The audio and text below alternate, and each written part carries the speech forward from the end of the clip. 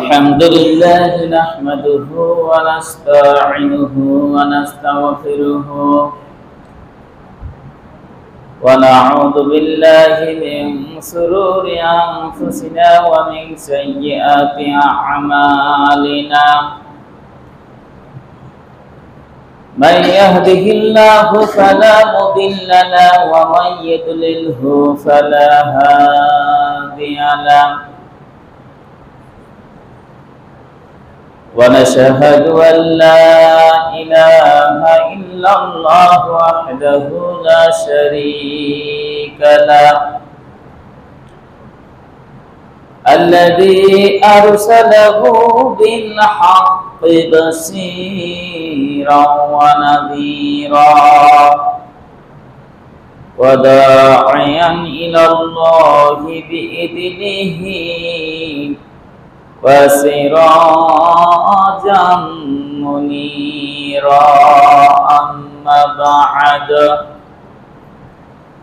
أعوذ بالله من الشيطان الرجيم بسم الله الرحمن الرحيم إنا أعطيناك الكوثر فصل لربك وانحر إن شانئك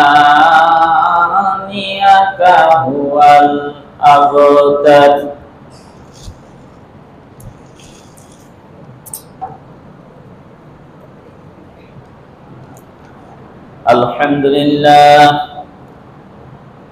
الحمد لله نحمده ونستعينه ونستغفره ونؤمن به ونتوكل عليه ونعوذ بالله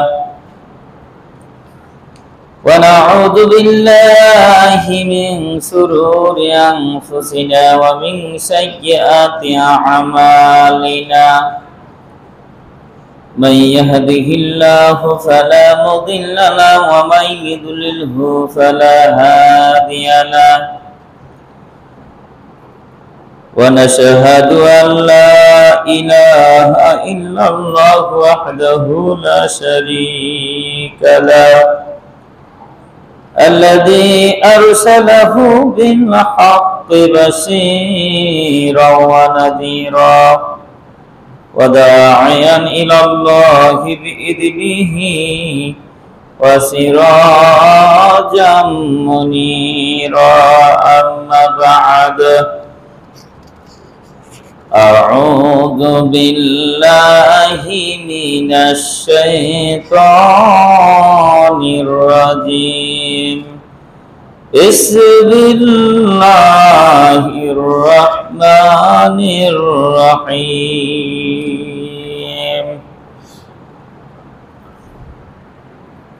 ولكل أمة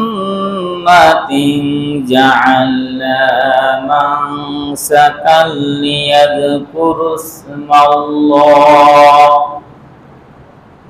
ليذكروا اسم الله على ما رزقهم من بهيمة الأنعام فإلهكم إله واحد فله أسلموا وبشر المخبتين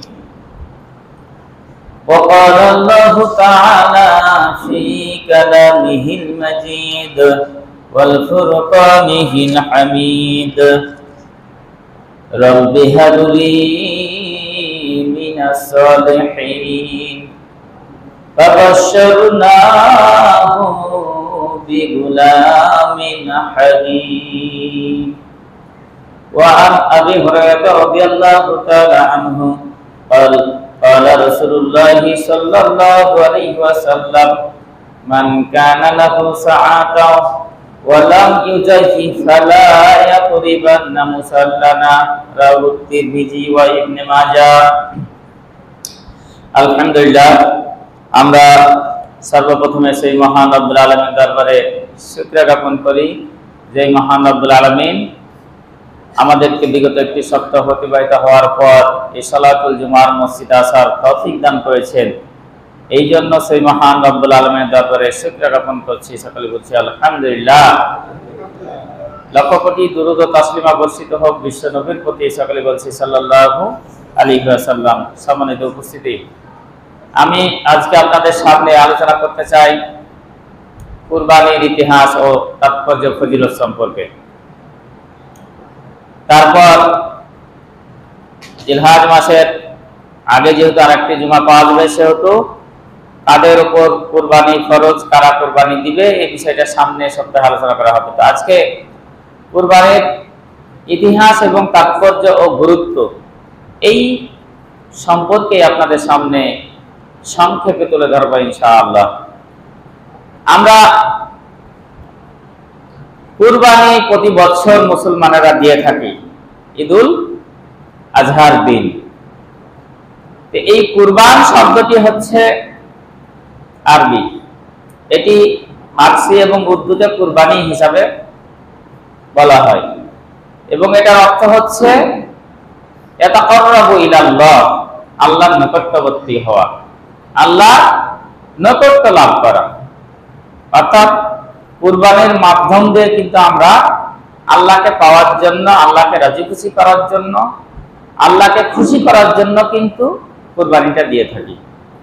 না হলে আমরা একটা গরু, উট, দুম্বা, ছাগল, ভেড়া, মহিষ যাই দিই না কেন, একমাত্র ওয়াজহি ইলাল্লাহ, আল্লাহকে খুশি করার জন্য, আল্লাহকে রাজি খুশি করার জন্য আমরা কিন্তু স্বেচ্ছায় তার বিধানটা পালন করে থাকি।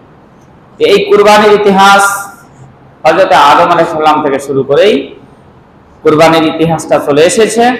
তা আমি আজকে যে আলোচনা করব কুরবানির এই আয়াত, সর্বপ্রথম সূরা হজের 34 নম্বর আয়াতে আল্লাহ বলছেন, লিকুল্লি উম্মাতিন জাআলনা মানসাকান, আমি যুগে যুগে কালে কালে প্রত্যেক উম্মতের জন্য, প্রত্যেক কওমের জন্য, প্রত্যেক নবী রাসূলের জন্য এই কুরবানির ব্যবস্থাটা করে রেখেছিলাম। এক এক নবীর এক এক রকম কুরবানি। তো এই কুরবানি শব্দের অর্থ হচ্ছে যেহেতু উৎসর্গ করা, স্বেচ্ছায় কোনো কিছু ত্যাগ করা, আত্মত্যাগ করা যাকে বলা হয়, কুরবান করে দেয়। আমরা কেন অসহায় না যে এই জানটা কুরবান করে দিলাম, এই টাকা পয়সা আমি কুরবান করে দিলাম, মানে স্বেচ্ছায় আমি ছেড়ে দিলাম। এই কুরবানিটা প্রতি বছর মুসলমানেরা আল্লাহকে খুশি করার জন্য তার সবচাইতে যেটা শ্রেষ্ঠ সম্পদ, এই সম্পদটা আল্লাহর রাস্তায় সে কুরবানি করে দেয়, এটার নাম হচ্ছে কুরবানি। এই কথাটাই আল্লাহ সুবহানাহু ওয়া তাআলা সূরা হজ্জের 34 নম্বর আয়াতে বলছেন যে লিকুল্লি উম্মাতিন জাআলনা মানসাকান লিয়াযকুরু ইসমাল্লাহি আলা মা রাযাকাহুম মিন বাহিমাতিল আনআম। কোথা থেকে কুরবানি করবে আল্লাহ এখানে বলে দিয়েছেন যে প্রত্যেক উম্মতের জন্য আমি কুরবানির ব্যবস্থা করে রেখেছি, সেটা আল্লাহর নাম নিয়ে তোমাদের যে পশু পাখিগুলো রয়েছে, তোমাদের যে গবাদি পশুগুলো রয়েছে, এই গবাদি পশুগুলোকে জবাই করার সময় আল্লাহর নাম নিয়ে আল্লাহর রাস্তায় কুরবানি করে দেওয়ার এই ব্যবস্থা প্রত্যেক নবী রাসূলের উপর আমি জারি রেখেছিলাম, শুধু আমাদের উপর না। এখন প্রশ্ন হলো যে আমাদের কুরবানিটা আসলে সুন্নাতে ইব্রাহিম আলাইহিস সালাম, হযরত ইব্রাহিম আলাইহিস সালাম যে তার ছেলে ইসমাঈলকে জবাই করতে গিয়েছিল, এই দেখানো পথ কিন্তু এখন উম্মতে মুহাম্মাদের উপর, এখন বর্তমানে যে কুরবানির সিস্টেমটা রয়েছে, কুরবানির যে প্রথাটা রয়েছে, এটা কিন্তু চালু রয়েছে। তো এই কুরবানি শব্দের ইতিহাস আমরা এখন যদি জানি, কোথায় আলোচনা, সর্বপ্রথম সূরা মায়েদা 27 থেকে 31 নম্বর আয়াতে 5টি জায়গাতে তিনি সুন্দরভাবে কিন্তু আলোচনা করেছি সুন্দরভাবে। এখানে যেমন সূরা হজের 34 নম্বর আয়াতে বললেন যে তোমাদের পশু থেকে তোমরা আল্লাহর রাস্তায় আল্লাহর নাম নিয়ে জবাই করো। আর এটা শুধু তোমাদের উপর না, প্রত্যেক উম্মতের জন্য আমি এটা বিধান জারি রেখেছিলাম, কুরবানি বিধানটা। ফাইলাহুকুম ইলাহু ওয়াহিদ, সুতরাং তোমরা আল্লাহকে এক ইলাহ হিসাবে স্বীকৃতি দাও। ওই পশুটা শুধু জবাই করে না, এটা হচ্ছে আল্লাহর হুকুম আমি পালন করে তার নাম নিয়ে তোমাকে খুশি করার জন্য আমি জবাই করছি, এটা তুমি আল্লাহকে কি দাও? স্বীকৃতি দাও। আর এই জন্য বলা হয়েছে যাদের কুরবানি তারা নিজ হাতে দিবে। আর কুরবানিটা যেহেতু নিজের সবচাইতে প্রিয় বস্তু, আপনি একটা ছাগলকে 1 বছর আগে থেকে যদি পুষেন, প্রতিপালন করেন, ওই ছাগলটার প্রতি আপনার কিন্তু অনেক মায়া মহব্বত হয়ে যায়, অনেক দয়া। আপনি যখন এই দয়া মায়া মহব্বত ত্যাগ করে যখন নিজে নিজ হাতে আল্লাহর নামে যখন জবাই করতে যাবেন, আপনার অন্তরটা কিন্তু একটু কাঁপবে যে প্রিয় বস্তুটাকে আল্লাহর রাস্তায় আমি জবাই করে দিচ্ছি, একমাত্র আল্লাহ তোমাকে খুশি করার জন্য। কাকে খুশি করার জন্য? আল্লাহকে খুশি। এই যে প্রিয় বস্তুটাকে আপনি জবাই করছেন, আল্লাহ তাআলা বলছেন ফালাহু আসলিমু। আল্লাহ তাআলা তখন বললেন যে তোমরা ওই আল্লাহর জন্য আত্মসমর্পণ, নিজেকে তার জন্য, আল্লাহর জন্য, যে আল্লাহর কাছে তুমি সারেন্ডার করো নিজেকে, আল্লাহর কাছে নিজেকে সারেন্ডার করে তোমার প্রিয় বস্তুটা আল্লাহর রাস্তায় জবাই করো। যখন এই কাজটা করতে পারবে, আল্লাহ তাআলা সুসংবাদ দিয়ে দিলেন অবাশশিরিল মুখবিতিন। এইবার আল্লাহ ঘোষণা দিয়ে দিলেন আমার বান্দা আমাকে রাজি খুশি করার জন্য, আমাকে পাওয়ার জন্য তার প্রিয় বস্তুটাকে নির্দ্বিধায় নিঃসংকোচে আমার রাস্তায় সে জবাই করতে প্রস্তুত হয়ে গেছে এবং আমার নাম দিয়ে সে জবাই করছে। সুতরাং এই সমস্ত বিনয়ী, এই সমস্ত ধৈর্যশীল, এই সমস্ত সব বান্দাদের তুমি সুসংবাদ দিয়ে দাও। কাকে বলছেন? নবীকে বলছেন যে এদেরকে তুমি কি করে দাও?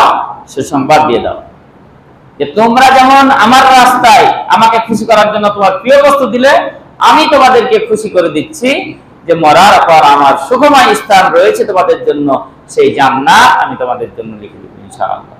তাহলে এই কবুল যদি হয়, ইন্নামা ইয়াতাকাব্বালুল্লাহু মিনাল মুত্তাকিন, আল্লাহ তাআলা বলেন কুরবানি কবুল হয় মুত্তাকিদের শুধু, যারা তাকওয়াবান, যারা পরহেজগার, এদেরই কুরবানি আল্লাহর রাস্তায় কুরবানি হয়, আল্লাহর রাস্তায় কুরবানিটা কবুল হয়। যাই হোক, আমরা কুরবানির ইতিহাস আমরা জানি। আল্লাহ সুবহানাহু ওয়া তাআলা সর্বপ্রথমে কুরবানির প্রথা এই পৃথিবীর বুকে সবচাইতে প্রথম মানুষ যিনি, হযরত আদম আলাইহিস সালাম, তার 2 ছেলে হাবিল এবং কাবিলের মাধ্যম দিয়ে কিন্তু কুরবানির ব্যবস্থা তিনি চালু করেছেন। আল্লাহ সুবহানাহু ওয়া তাআলার নবী হযরত আদম আলাইহিস সালাম যখন জান্নাত থেকে মা হাওয়া ওই গন্ধমের ফল খাওয়ার ফলে জান্নাত থেকে যখন আল্লাহ পাক বললেন ইহবিতু মিনহা, তোমরা এই জান্নাত থেকে আমার জমিন দুনিয়াতে চলে যাও, আদম আলাইহিস সালাম এবং মা হাওয়া আলাইহিস সালামকে দুনিয়ার মাঝে প্রেরণ করার পর হাজার হাজার বছর পর তাদেরকে মিলিত করেছিলেন।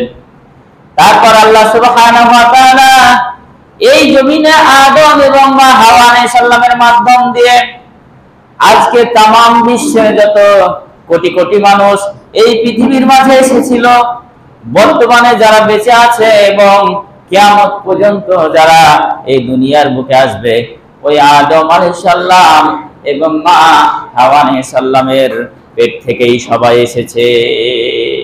এই জমিনের মধ্যে যত মানুষ এসেছিল, এখন আছি আমরা, আর কিয়ামত পর্যন্ত যত আসবে, ওই দুজনের পেট থেকেই কিন্তু আমরা, তাদের ওরসজাত সন্তান আমরা। এই জন্য আবুল বাশার বলা হয় যে আদম আলাইহিস সালাম হচ্ছে তামাম বিশ্বের মানুষের তিনি হচ্ছেন কে? পিতা, এবং হাওয়া আলাইহিস সালাম হচ্ছে তামাম বিশ্বের মানুষের মা। এই দুইজনকে পৃথিবীর বুকে নিয়ে আসলেন, নিয়ে আসার পর তাদের মিলিত মাধ্যম দিয়ে যে সন্তানগুলো এসেছিলেন, তখনকার নিয়ম ছিল আল্লাহ সুবহানাহু ওয়া তাআলা দুইজন করে সন্তান জন্মগ্রহণ করাতেন, একটা ছেলে একটা হচ্ছে মেয়ে। এই ইতিহাস আমরা সবই জানি, জাস্ট খালি আমি শিক্ষাটা বের করবো। এই একটা ছেলে প্রথমে জন্মগ্রহণ করেছেন কাবিল, এবং কাবিলের সাথে যে জন্মগ্রহণ করেছিল সেটা হচ্ছে আকলিমা, এবং দ্বিতীয় বছরে জন্মগ্রহণ করলো হাবিল, এবং তার সঙ্গে তার যমজ বোন লেওয়াজা জন্মগ্রহণ। এখন যেহেতু বিয়ের ব্যবস্থা করতে হবে, কারণ একজন ছেলে একজন মেয়ে মিলিত হবে, একমাত্র বৈধ পন্থা সেটা হচ্ছে বিয়ে। ইসলামী শরীয়তের মোতাবেক সেটা হচ্ছে একমাত্র বিয়ের মাধ্যম দিয়ে তারা নিঃসঙ্গে একসঙ্গে তারা মিলিত হতে পারে। আল্লাহ সুবহানাহু ওয়া তাআলা ভাই বোনের মধ্যে বিবাহের ব্যবস্থা করলেন, যে বিবাহ ছাড়াটা যেহেতু সঙ্গম করা মিলিত হওয়া অবৈধ, সুতরাং বিবাহ দাও। তো কিভাবে? আগের বছরে যে ভাই পরের বছরের সে বোন, অর্থাৎ গতবার যে ভাইয়ের সঙ্গে বোন জন্মগ্রহণ করছে, পরবর্তী বছরের যে ভাই গত বছরের বোন, আর গত বছরের ভাই পরবর্তী বোন, এভাবে। তাহলে কাবিল ছিল বড়, তার সঙ্গে জন্মগ্রহণ করেছে আকলিমা, সে ছিল অত্যন্ত সুন্দরী, এবং পরবর্তী বছরে তার ছোট ভাই হাবিল জন্মগ্রহণ করলো। এই হাবিল হচ্ছে আপনার কি ছোট, তার সঙ্গে যে বোন লেওয়াজা, দেখতে কিন্তু সুন্দর না, দেখতে আকলিমার চাইতে অনেকটা খারাপ। তো আমাদের সমাজে একটা প্রথা রয়েছে, আমরা সবাই চাই সুন্দরী বউ বিয়ে করতে, এটা সবাই চায়। বিভিন্ন প্রেক্ষাপটে আল্লাহ যদি লিখে না রাখে সেটা আলাদা বিষয়, কিন্তু বউ দেখার আগে সবাই আমরা চাই যে সুন্দরী বউ নিব, অর্থ সম্পদশালী শ্বশুর নিব, মানে যতটা ভালো পাওয়া যায়। আমাদের ভাষায় যেমন কি ঝোঁক বুঝে কোপ মারবা, সুন্দরী বউ হতে হবে, টাকা পয়সা শ্বশুর হতে হবে, জায়গা জমি থাকা লাগবে, মানে যত কিছু সব শ্বশুরের হওয়া লাগবে। এই যে হাবিলের সাথে যে বোন জন্মগ্রহণ করলো লেওয়াজা, তাহলে লেওয়াজার নিয়ম অনুযায়ী, আল্লাহর বিধান অনুযায়ী কি কাবিল পাবে, আর কাবিলের সঙ্গে যে বড় বোন আকলিমা জন্মগ্রহণ করছে, নিয়ম অনুযায়ী কে পাবে? হাবিল পাবে। কিন্তু কাবিল এটা মেনে নিতে পারলো না, এই আল্লাহর বিধান মেনে নিতে পারলো না, বলে যে এটা আমি মানি না। হযরত আদম আলাইহিস সালাম বলল, এটা হচ্ছে আল্লাহর নিয়ম। তোমাদের মা হাওয়া আলাইহিস সালাম ওই জান্নাতে যদি ওই গন্ধমের ফল যদি আমাকে না খাওয়াতো, তোমাদের মা আমাকে যদি গন্ধমের ফল না খাওয়াতো, আজকে ওই জান্নাত থেকে দুনিয়াতে আমরা আসতাম না। একটা আমল আমি ভুল করে অমান্য করার কারণে আমাদেরকে জান্নাত থেকে দুনিয়াতে পাঠিয়ে দেওয়া হয়েছে। তোমরা আল্লাহর বিধান অমান্য করিও না, তোমাদেরকে সুযোগ দেওয়া হয়েছে যে এখানে যাও, মুস্তাকাররু ফিহা, এখানে তোমরা কিছুদিন থাকো, লিয়াবলুয়াকুম আইয়ুকুম আহসানু আমালা। আল্লাহ বলছেন এই দুনিয়াতে আমি পাঠালাম, আমি এখন দেখবো তোমাদের মধ্যে কে ভালো ভালো কাজ করবে। যে ভালো কাজ করবে তাহলে উদখুলু বিসালাম, জান্নাতে তোমরা চলে যাও, সালামের সাথে, শান্তির সাথে তোমরা জান্নাতে চলে যাও। সুতরাং ছেলে আমার, এই ভুল কাজ তুমি করো না। কাবিল কিন্তু মেনে নিতে পারছে না যে আমার ভাগ্যে পড়বে কালো কুচকি যে বউ, এটা আমি জিন্দেগিতে মেনে নেব না। আমি আমার সঙ্গে যে জন্মগ্রহণ করছে সুন্দরী বোন, আমি একই বিয়ে করব। এখন আল্লাহ তাআলা যেহেতু বিধান, আর যেহেতু অমান্য করতেছে, আল্লাহ নবী পড়ে গেলেন বিপদে। কি করা যায়, কি করা যায়? আল্লাহর ফয়সালা কি আছে?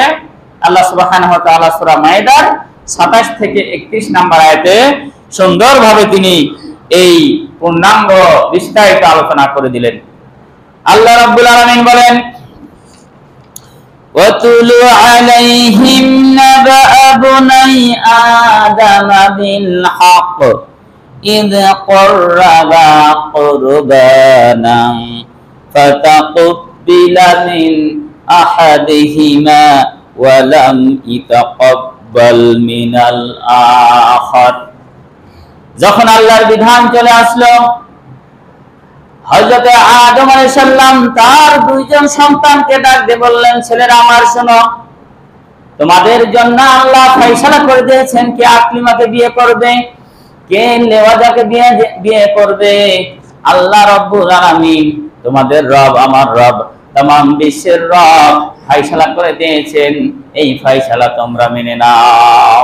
কাবিল এবং হাবিল বলল, কি ফায়সালা দিয়েছে আমাদেরকে বলুন। বলল তোমরা আল্লাহর রাহে কুরবানি করো, আল্লাহর রাস্তায় কুরবানি করো।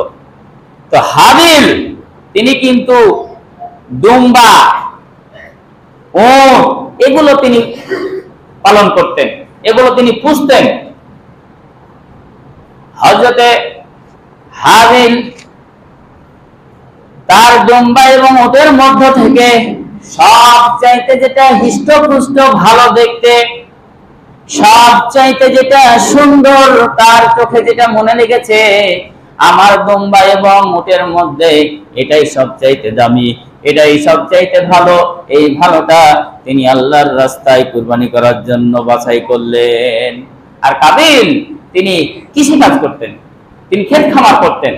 কৃষি পণ্যের মধ্যে তার যেগুলো ভালো না, কৃষি ফসলের মধ্যে যেগুলো ভালো না, এই খারাপগুলো তিনি আল্লাহর রাস্তায় কুরবানি করার জন্য কি করলেন? বাছাই করলেন কাবিল। এখন বলেন, দু ভাইয়ের মধ্যে এক ভাই সবচাইতে যেটা সেরা, আর সম্পদের মধ্যে সবচাইতে যেটা সেরা সম্পদ, সেটাকে কুরবানির জন্য তিনি রেডি করলেন। আর আরেক ভাই ওর সম্পদের মধ্যে সবচাইতে খারাপ সম্পদ যেগুলো, এগুলো সেটা ভাই মানে নির্বাচন করলেন আল্লাহর রাস্তায় দেওয়ার জন্য। এখন প্রথমেই তো নিয়াত খারাপ একজনের, আর আরেকজনের নিয়াত ভালো। আপনি এখন চিন্তা করেন, যদি নিয়াত ভালো হয়, আপনার আমার যিনি প্রভু, যিনি হাবিলকে তৈরি করছেন, যিনি কাবিলকে তৈরি করছেন, যিনি আকলিমাকে, লেওয়াজাকে, তামাম বিশ্ব সবাইকে তৈরি করছেন, তিনি কি জানেন না যে কার অন্তরে কি বিরাজমান করতেছে? আপনার অন্তর, আমার অন্তর, আল্লাহু আলিমুম বিজাতিস সুদূর। আল্লাহ তাআলা বলেন, মানুষের অন্তর আল্লাহ পাক জানেন, অন্তরে কি করছে বান্দা, তোমার অন্তরে কি চলাফেরা করতেছে, কি তুমি মানে ভাবতেছো। ওয়ানাহনু আকরাবু ইলাইহি মিন হাবলিল ওয়ারিদ। আল্লাহ তাআলা বলেন, এইখানে মানুষের যে একটা সাহারা রয়েছে, এই সাহারার অন্তর চাইতে তোমার অন্তরে কি ফিসফিসানি কি জানো ভাবো, ওই ভাবনাটা আমি আল্লাহ আগে থেকে জানি। সুতরাং কাবিলের ভাবনা আর হাবিলের ভাবনা, দুইজনের ভাবনায় তিনি জানলেন। তো তখনকার নিয়ম ছিল কি, যে কুরবানি এই যে ফাঁকা ময়দানে দিয়ে রেখে চলে আসবে, যদি কুরবানি কবুল হয় তাহলে ওই আসমান থেকে আগুন এসে যার কুরবানি কবুল হবে, এই কুরবানিটা আগুন দিয়ে পুড়িয়ে দেবে, পুড়িয়ে কি করে দেবে? ধ্বংস করে দেবে। আর যার কুরবানি কবুল হবে না, ওটা পড়ে থাকা যাবে। নিয়ম অনুযায়ী তাই হলো। আপনার হাবিলের কুরবানি কবুল হয়ে গেল, আগুন এসে তার ওই দুম্বাটাকে পুড়িয়ে ছাড়টা করে চলে গেল, আর কাবিলের ওই সম্পদগুলো পড়ে থেকে গেল। এইবার তো আর ওপেন সিক্রেট ডিসক্লোজ হয়ে গেল।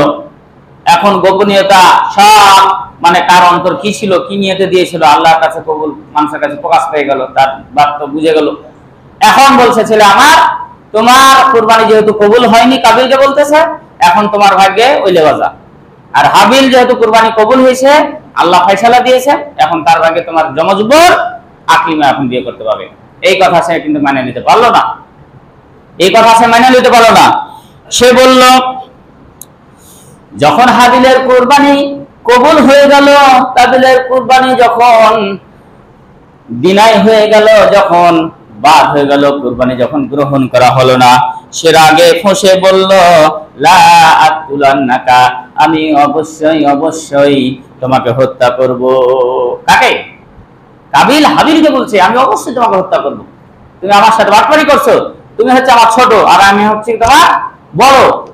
তারপর আল্লাহ পাক বলেন, হাবিল এর জবাবে বলল, যখন কাবিল বলল আমি তোমাকে হত্যা করব, হাবিল এই কথার জবাবে বলল, ইন্নামা ইয়াতাকাব্বালুল্লাহু মিনাল মুত্তাকিন, আল্লাহ একমাত্র তাকওয়াশীল যারা, যাদের অন্তর আল্লাহর ভয় কাঁদে, যারা আল্লাহকে রাজি খুশি করে দিন দুনিয়া সমাজ সংসার সমস্ত কিছু পরিচালনা করে, আল্লাহ রাব্বুল আলামিন একমাত্র তাদের কুরবানি কবুল করে। তাহলে এই কথা জবাব যখন হত্যা করব বললেন, তখন তিনি বললেন একমাত্র মুত্তাকি কুরবানি আল্লাহ কবুল করে থাকেন। তারপর লাইন বাসাত্তা ইলা ইয়াদাকা লিতাতুলানি মা আনা বিবাসিতি ইয়াদি ইলাইকা লিয়াতুলাকা, হাবিল বলল, ভাই আমার, তুমি যদি আমাকে হত্যা করার জন্য তোমার হাত প্রসারিত করো, তথাপি আমি তোমাকে হত্যা করার জন্য হাত দিয়ে আমি তোমাকে প্রহার করব না। তুমি যদি আমাকে হত্যা করতে চাও, হত্যা করতে পারো, তুমি যদি আমাকে এই দুনিয়া থেকে বিদায় করতে চাও, বিদায় করতে পারো, তারপরও আমি তোমাকে কি করবো না, হত্যা করবো না। একটু আগে যান, আগে যান, পিছনে হচ্ছে না, এই সামনে এই যে ফাঁকাগুলো আছে, একটু আগে যান, তো আগে যান, আগে যান। দেখুন তাহলে ইমানদারের কথা, মুত্তাকির কথা কেমন, সংযম, আত্মসংযম, যে তুমি আমাকে হত্যা করতে আসলেও আমি তোমাকে হত্যা করবো না। তুমি আমাকে হাত দিয়ে, তরোয়াল দিয়ে, বন্দুক দিয়ে, লাঠি দিয়ে তুমি যদি মারার জন্য আমাকে হাতটা উত্তোলন করো তোমার, তথাপি আমি হাত উত্তোলন করবো না তোমাকে মারার জন্য, মারতে পারো। এই সংযম হাবিল তাকে বললো, তার বড় ভাইকে বললো। যাই হোক, অনেক কথা, এক পর্যায়ে কি করলো, হাবিল বলে ইন্নী আখাফুল্লাহ রব্বুল আলামিন, আমি হচ্ছে সেই তামাম বিশ্বের রব আল্লাহকে ভয় করছি, তুমি আমাকে হত্যা করতে পারো। তার পর্যায়ক্রমে তাকে হত্যা করা হলো। হত্যা করার পর তার ভাইকে কাবিল কাঁধে করে নিয়ে বেড়াতে অনেক দিন পর্যন্ত সে ঘোরালো। পরবর্তীতে দেখলো যে এই যে কি করবে, তার ভাইকে আর খুঁজে পাচ্ছে না কাবিল। সে অনেক অনুনয় বিনয় করে, সে নিজেকে তওবা তিল্লা করে যে আমার ভাইকে, নিজের ভাইকে আমি হত্যা করলাম একমাত্র কিসের কারণে, নারীর কারণে। এখনো বর্তমান সমাজে আমাদের যত কিছু, তিনটা জিনিসের জন্য কিন্তু বেশি ঝগড়া হয়, নারী, বাড়ি, নাকি আর গাড়ি। নারী, বাড়ি আর গাড়ি, এই তিনটা জিনিসের জন্য কিন্তু সমাজে যত ফিতনা ফাসাদ। আপনারা জানেন এই যে কুড়িগ্রামের গত পরশু দিনকার ঘটনা, শনিবার রাতের ঘটনা, যে না শনিবার, এই গত কয়েকদিন আগের ঘটনা, বুধবার কি মঙ্গলবার রাতের ঘটনা। আপনার বাপ, মা এবং চাচি মিলে এক মেয়েকে পাশেকার জমিতে গিয়ে রাত্রে হত্যা করে আসছে। ওরা মেয়ে জানি না, মেয়ে কিন্তু ঘুমাচ্ছিল, তাকে হত্যা কি করে নিয়ে গেছে, ভুট্টা খেতে নিয়ে যা মায়েরা একদম ফেলে দিয়ে চলে আসছে। পাশে কার 27 জনের বিরুদ্ধে কেস করছে ওরা, বাপ, মা এবং চাচি মিলে নিজের আপন মেয়েকে খুন করে আসে। কারণটা কি? কারণটা হচ্ছে ওই 27 জন যাদের বিরুদ্ধে কেস করছে, এদের কাছ থেকে 35 বিঘা কিন্তু জমি তারা পাইতো। যে 27 জনকে যদি জেলখানা নিয়ে চলে যেত, তারা ওই 35 বিঘা জমি দখল করে নিত। তাহলে 35 বিঘা জমির জন্য নিজের ওরসজাত কন্যাকে হত্যা করতেও ছাড়ে না। তাহলে পালেন জায়গা জমি পালেন, আর একটা হচ্ছে গাড়ি, বাড়ি, আর একটা হচ্ছে নারী। তাহলে এই নারীর জন্য দেখা গেল যে প্রথম খুন হলো কে, ভাই, ভাইয়ের হাতে খুন হলো। যাই হোক, আল্লাহ সুবহানাহু ওয়া তাআলা একটি কাক প্রেরণ করলেন, এক কাক আর এক কাকের সঙ্গে ঝগড়া লাগতে লাগতে হত্যা করলো। ওই কাক তখন কি করলো, এভাবে মাটি সরিয়ে একটা কবরের মতন করলো, দিয়া আপনার দক্ষিণ উত্তর ভাবে মাথা এবং পা করে ঢেকে দিল কাকটা। কাবিল তার কাছ থেকে শিক্ষা নিল যে আমার ভাইকে এভাবে মাটি দিতে হবে। সে নিজেকে অনুতপ্ত করলো যে একটা কাকের চেয়ে আমি অধম, যে আমার ভাইটাকে আমি এতদিন থেকে কাঠে করে দুহেনে বাড়ছি। সম্মানিত উপস্থিতি, তাহলে এখান থেকে বুঝতে পারলাম প্রথম ঘটনা থেকে যে ইন্নামা ইয়াতাকাব্বালুল্লাহু মিনাল মুত্তাকিন, প্রথম ঘটনার যেটা শিক্ষা, যে একমাত্র কুরবানি দিতে হবে কাকে ভয় করে, আল্লাহকে ভয় করে। কিন্তু এখন কি আল্লাহকে ভয় করে আমরা কুরবানি দেই? কুরবানি দিতে যাওয়ার আগে, পশু কেনার আগেই বলে তাকে যে কয় মন গোশ হবে, কয় টাকা করে ভাগে পড়ছে, তাই না? এরকম বলে যে 1 লাখ টাকা, তো কয় কেজি গোশ হবে তারপর কয় টাকা কেজি পড়ছে, ওরা 1000 টাকা, হুস 1000 টাকা। কুরবানি গোশতে যদি 500-600 না পড়ে হলো নাকি? তাহলে এমনি তো 700 টাকা 800 টাকা ওই ইয়ার কাছে কিনে রাখা হয় ভালো, এরকম আছে না?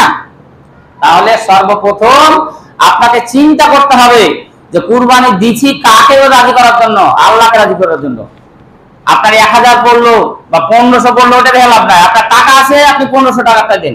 কারণ ওই দেখলেন না গতবার যে একটা খাসির দাম হচ্ছে 15 লক্ষ টাকা, ওই যে মতিউর রহমান তার ছেলে, এক খাসির দাম কয়দিন বাদে এখন আসবে। আপনার বিভিন্ন গরুর দাম ইউটিউবে শুনতে পাবেন, কত রকমের দাম হবে। এক একটা গরু হচ্ছে 50 লক্ষ, 60 লক্ষ টাকা, 40 লক্ষ টাকা, এরকম দাম হবে কুরবানি। তো তাদের যদি কুরবানি দেখাতে যায় তাহলে কত টাকা কেজি পড়বে? 50 লক্ষ টাকা দিয়ে একটা কুরবানি যদি কিনে, তাহলে ওই 700 টাকা কেজি পড়বে। আছে ওরকম কুরবানি গরু আছে যে 10 মুন বা 20 মুন গরুর মানে গোশত হবে, এরকম কুরবানি আছে। অথচ 50 লক্ষ 40 লক্ষ টাকা কিনে তারা মানুষকে দেখার জন্য, ওদের আলাদা একটা নিয়ত আছে, ওদের আলাদা কি আছে, নিয়ত আছে। তাহলে 1 নম্বর ঘটনা থেকে যেটা আমরা জানতে পারলাম যে কুরবানি কবুল হবে, সেটা হচ্ছে কি মানে আল্লাহকে রাজি করতে হবে। 2 নম্বর ঘটনা সূরা আস-সাফফাত 100 থেকে 110 নম্বর আয়াতে সুন্দরভাবে বলেছে। সবাই যেহেতু চলে যান, সংক্ষেপে কিন্তু এই ঘটনাটা বলবো। আল্লাহ রাব্বুল আলামিন বর্তমান যে আমরা কুরবানি করতেছি, আল্লাহ পাক বলেন মিল্লাতা আবিকুম ইব্রাহিমা হুয়া সাম্মাকুমুল মুসলিমিন। আল্লাহ তাআলা বলেন, ইব্রাহিম আলাইহিস সালাম তোমাদের আদি পিতা, তিনি তোমাদের নাম রেখেছেন মুসলমান। সুতরাং তিনি যে কুরবানি করেছেন, ওই কুরবানির কথাটা আমি বর্তমানে তোমাদের মাঝে জারি করে রেখেছেন। হযরত ইব্রাহিম আলাইহিস সালাম অনেক দিন পর্যন্ত তার বাচ্চা হচ্ছে না, তার ঘটনা সংক্ষেপে আমরা শেষ করি। তাহলে হযরত ইব্রাহিম আলাইহিস সালাম একজন আল্লাহর প্রিয় বান্দা, আল্লাহর একজন প্রিয় বান্দা। ওয়াইজিবতালা ইব্রাহিমা রব্বুহু বিকালিমাতিন ফাআতাম্মাহুন্না। আল্লাহ তাআলা ইব্রাহিম আলাইহিস সালামকে অনেক পরীক্ষা করেছেন, অনেক পরীক্ষা, 10টার উপর প্রায় পরীক্ষা করেছেন। প্রত্যেকটা পরীক্ষায় তিনি ফার্স্ট ডিভিশন নিয়ে, লেটার মার্ক নিয়ে তিনি পাস করছেন।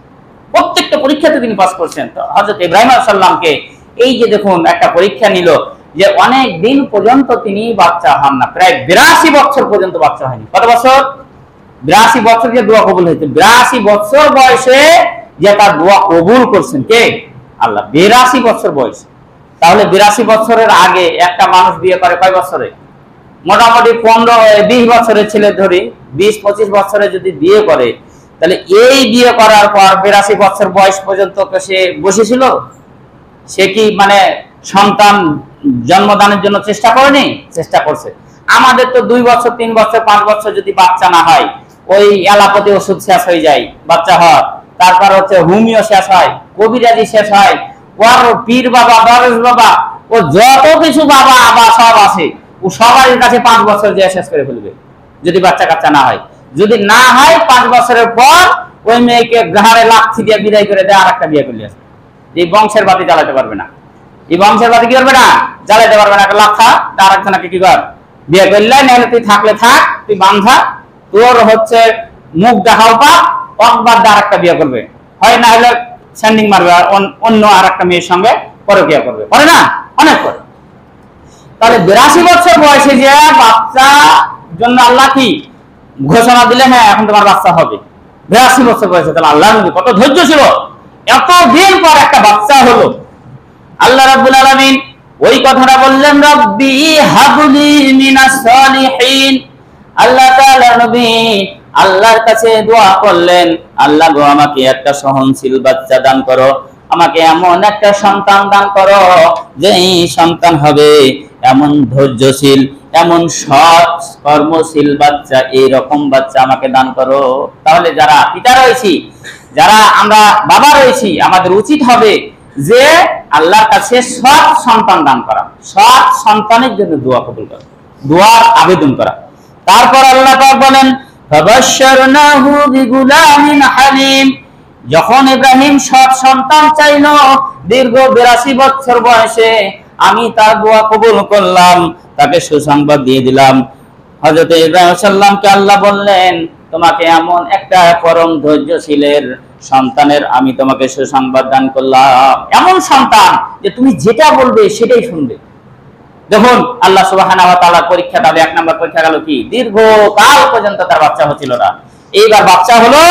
বাচ্চা হওয়ার পর ফালান্না বালাগা মাহু সায়া, ওই বাচ্চাকে ছোট্ট অবস্থায় তার স্ত্রী হাজরা এবং ইসমাঈল আলাইহিস সালামকে, এখন বর্তমান যে জমজম কূপ রয়েছে কাবা শরীফের পাশে, ওই মরুভূমির অন্তরে, ওই সময় কোনো বাড়ি ছিল না, ঘর ছিল না, কাবা শরীফ ছিল না, কিছু ছিল না।